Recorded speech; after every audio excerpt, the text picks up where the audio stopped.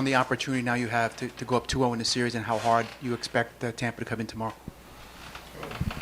Yeah, I think they're known to be a good team to bounce back in their next game. So I think if we can come out and play our game and take it to them early and often, I think, game 2 is a big one for sure. Dan, go ahead. Justin, this is new territory for you guys because you actually have a lead in the series instead of having to fight back. And honestly, you guys have made an entire playoffs about your comeback ability. I can't imagine much changes in how you play, but does it change in how you prepare, the mindset of what to expect when you have a lead in a series as opposed to understanding, that old backs against the wall mentality? Yeah, you gotta have the same mindset. Backs against the wall, up, down. Every game's important. You gotta come out with the same mindset that this is the night you need to get it done, or it's tied up, going back to their barn. This game's just as important as any other game we've played throughout the playoffs. Yeah, for Braden, you were pretty prominent in that scrum there at the end. This is your first playoff go around. Can you just explain a little bit, why you jumped in there, and what are the emotions that are going, through you at that particular moment? Well, I just jumped in there. I don't want our guys to be outnumbered. I want to make sure that everyone has a man and everyone is battling and each battle is fair. And I think every little battle out there is one that matters. So I think trying to win as many of them as you can, whether it's a scrum in the corner or standing up for one of your teammates, I think everyone is important. So I just went in there with the mindset to win and make sure that my guys are okay. Okay, here to Ethan. Justin, what was your impression of Mika, having played against him for a long time, and how did it change being his teammate? Played against him quite a while now, and you knew he was high skill, responsible defensively. But just how impressive he is picking up bad pucks in the neutral zone, making the right play, just, doing the right things, the little things that, separate the good players from the great players. And right now he's playing great. And, it comes down to those little details, D-zone, neutral zone, making the right plays, and, power plays has been special. Let's go ahead. Braden, just to follow up on what Colin was asking about, as a rookie, is it important to you to show that you're not going to back down in those situations? Like, is that something you want opponents to be aware of? It's not something I'm not trying to make a brand for myself as a guy who's tough or whatever, but I don't want to be a person who backs away from a scrum or a battle or backing away from an opportunity to help my teammate. I think I play with a lot of emotion, and everyone out on our team has each other's back. So if I can make sure I know the guy next to me knows I'm there for him, I think that's the most important thing. Yeah.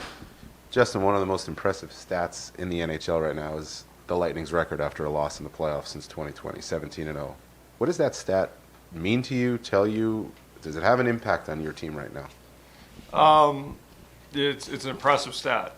That's what you need to do to have good runs in the playoffs, is not multiple losses. And they've done that, for a long time now. But I think for our team is knowing that stat and knowing that they're going to come out ready to go, and knowing that we have to bring our A game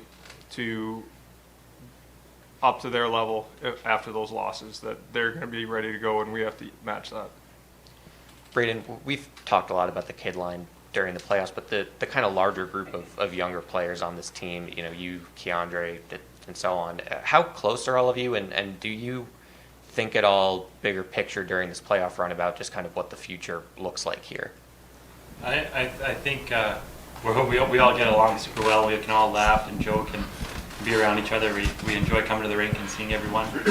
And we haven't talked about that too much. I think we're really focused on making sure that this is the time and the moment we're in, and we want to do well right now. So I haven't had too many conversations about what's to come, but it's exciting, no doubt.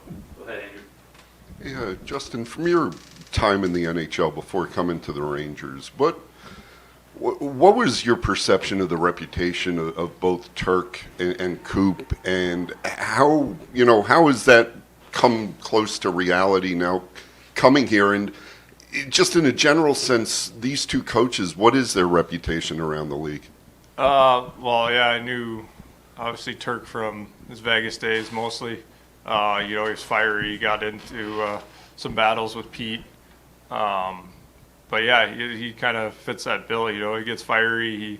He expects a lot from his guys, and that's what you want from your coach, to push you, to have your back too, which he's there for us. But yeah, he pushes the right buttons on guys.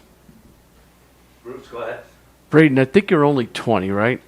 Yeah. So I know there's a lot of pressure out there and stuff, but is there a pure joy for what you're going through? And can you share with us what this run has been like thus far?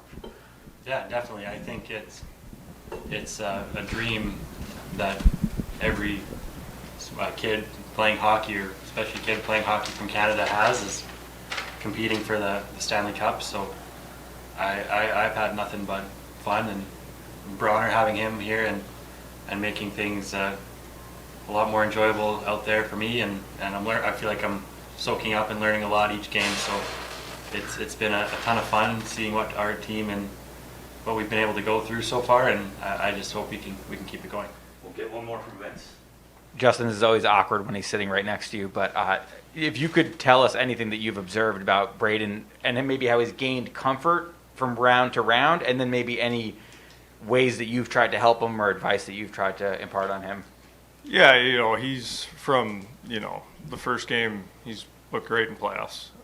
You have your ups and downs, you have tough shifts, but, with him, he doesn't seem to let that bother him. If something doesn't go right, he's right out there playing great the next shift, working hard, winning battles. And, like you say, he's 20. It's tough to, be a part of this, but all these young guys have handled it so well.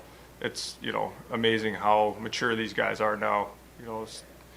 That's the biggest thing I think with these young guys now, is they come in, they understand what it takes to stay at this level and to succeed at this level.